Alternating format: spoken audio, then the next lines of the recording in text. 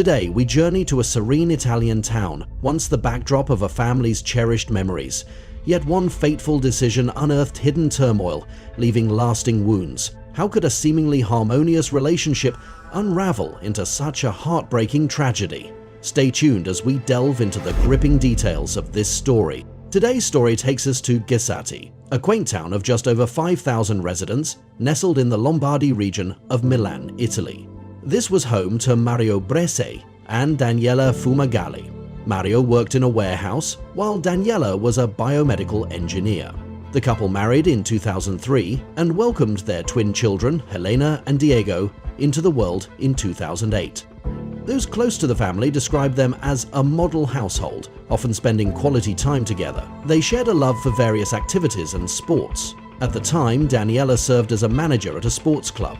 Young Helena excelled in skating, while Diego was passionate about soccer, proudly displaying numerous trophies from his team's many victories. The couple purchased a home near the mountains, where they frequently hiked as a family to connect with nature. Despite this outward display of harmony, cracks began to appear in their marriage by 2020.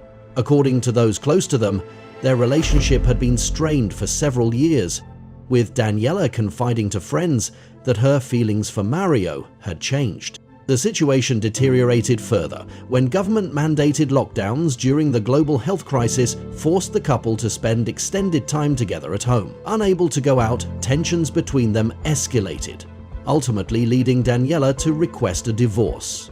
Mario, known for his calm demeanor, was never considered a violent man. In fact, many described him as exceptionally composed. Those who knew Mario described him as a devoted father, making what unfolded all the more unimaginable. When Daniela expressed her desire for a divorce, Mario appeared agreeable, raising no objections. The couple mutually decided on joint custody of their children and an equitable division of assets. They also chose to continue living together until the divorce was finalized. Thanks to their seemingly cordial relationship, the divorce process proceeded quickly and without complications.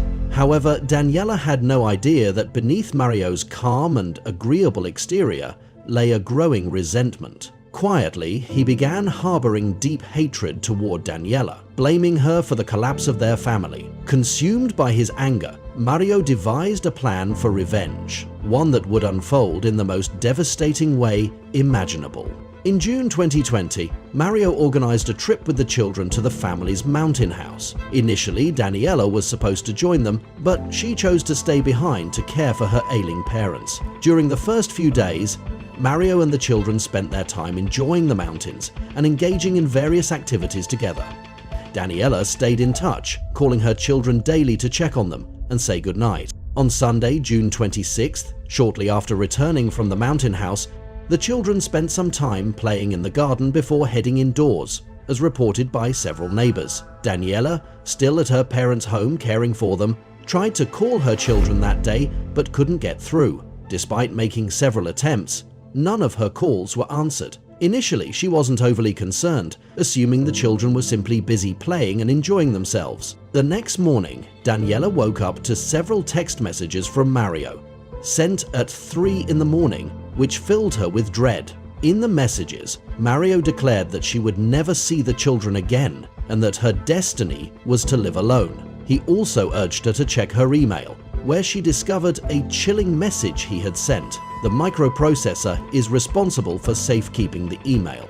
In the email, Mario expressed his resentment, stating that he had never truly agreed to the divorce and accusing Daniela of ruining their family. The message ended with a chilling statement. "By now, I have likely already taken my own life and the lives of our children, and it's all your fault." Overcome with desperation, Daniela immediately tried calling both her children and her ex-husband.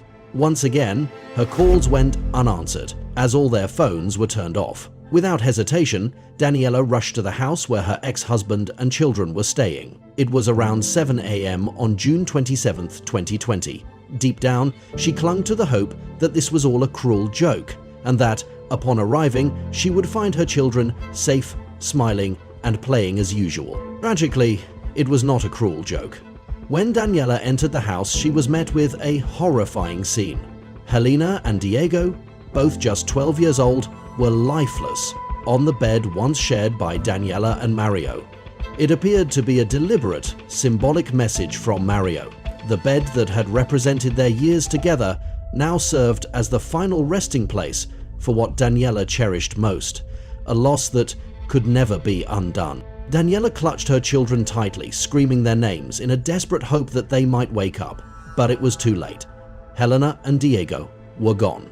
Her anguished cries were so heart-wrenching that they drew the attention of neighbors who hurried to the house to investigate. Upon arriving, they found Daniela in utter despair over her lifeless children and immediately contacted the authorities. When the emergency team arrived, all they could do was confirm the deaths of Helena and Diego. Despite her overwhelming grief, Daniela managed to recount the events to the police. She described how her ex-husband had taken the children to the mountain house, her repeated attempts to contact them, and the chilling messages in email Mario had sent the previous night, which she shared with the authorities. The conclusion appeared clear. Mario had taken the lives of his own children as an act of revenge against his ex-wife for the divorce. But where was Mario? He was nowhere to be found in the house or the surrounding neighborhood. Authorities quickly issued a search and arrest warrant for Mario Bresee. While many speculated that he might have crossed the border into another country, the truth was that Mario hadn't gone far. That afternoon, police discovered Mario's car parked near the Ponte di Vittoria, a location infamous for its high number of suicides. Aware of the site's reputation, Italian authorities suspected that Mario had jumped from the bridge, and their suspicions were confirmed. After a brief search, they found Mario's body at the base of the bridge. Investigations revealed that after taking his children's lives and before ending his own, Mario posted a photo on his Instagram. The picture, taken during their final outing at the mountain house, was later described by some Italian media outlets as the last selfie of a happy family.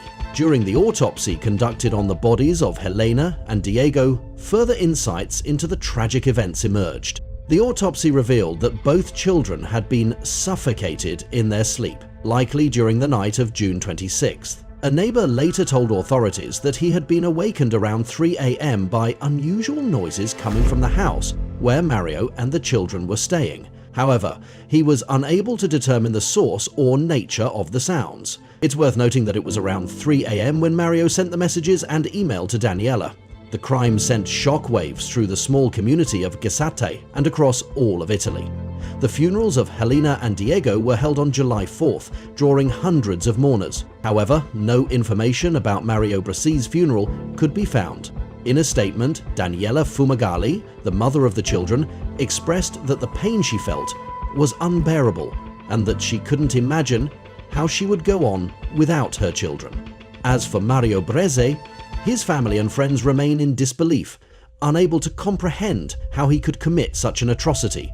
He had always been regarded as a man of good character, kind, calm, and someone who never engaged in conflicts with anyone. Even Daniela acknowledged that her ex-husband had always been an excellent father, adding that if she had ever suspected him of anything, she would never have left their children alone with him.